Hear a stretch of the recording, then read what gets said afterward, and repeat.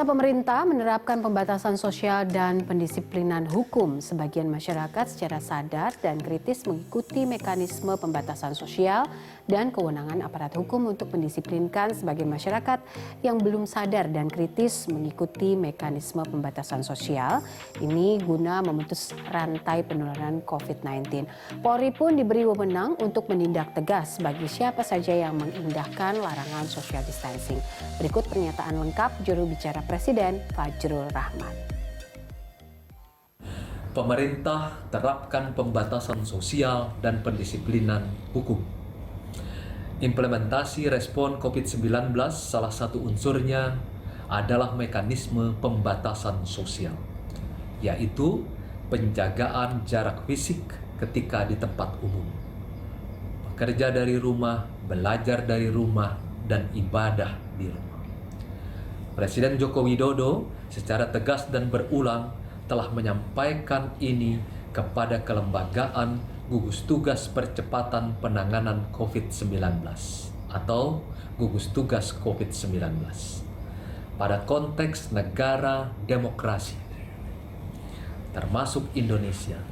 Partisipasi warga menjadi kunci utama meraih kesuksesan dari tujuan sistem demokrasi. Pembatasan sosial merupakan mekanisme yang bertujuan memotong persebaran virus. Sebagian masyarakat secara sadar dan kritis mengikuti mekanisme pembatasan sosial. Namun, sebagian lain masih belum menciptakan partisipasi ideal terkait mekanisme pembatasan sosial tersebut. Secara kelembagaan negara demokrasi, sistem yang telah dibangun dalam konteks penanganan krisis memiliki kewenangan untuk mendisiplinkan atau menciptakan tindakan tegas, benevolent governance, demi kepentingan dan kebaikan umum.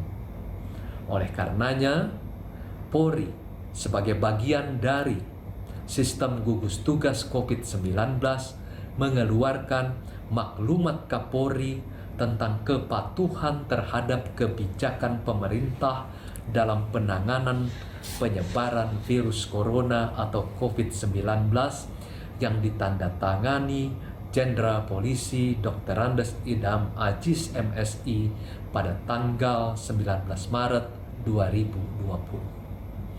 Adapun dasar hukum dari tindakan tegas Polri melakukan pembubaran kerumunan dan menjaga pembatasan sosial yang aman adalah pasal 212, pasal 214, pasal 216 ayat 1, dan pasal 218 KUHP.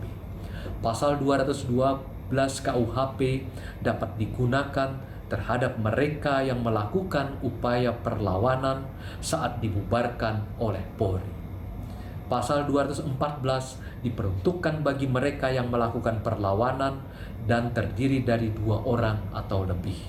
Sementara untuk pasal 216 ayat 1 dan pasal 218 dapat dipakai untuk mereka yang tidak menaati himbauan Polri namun tidak melakukan perlawanan.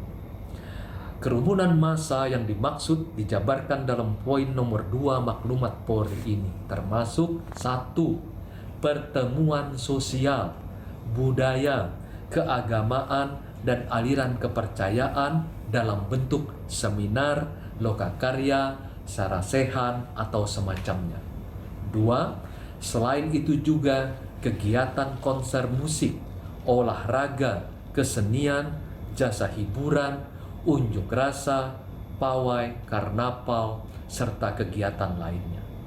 Berdasarkan maklumat tersebut, Polri menindak tegas aktivitas massa dan kerumunan.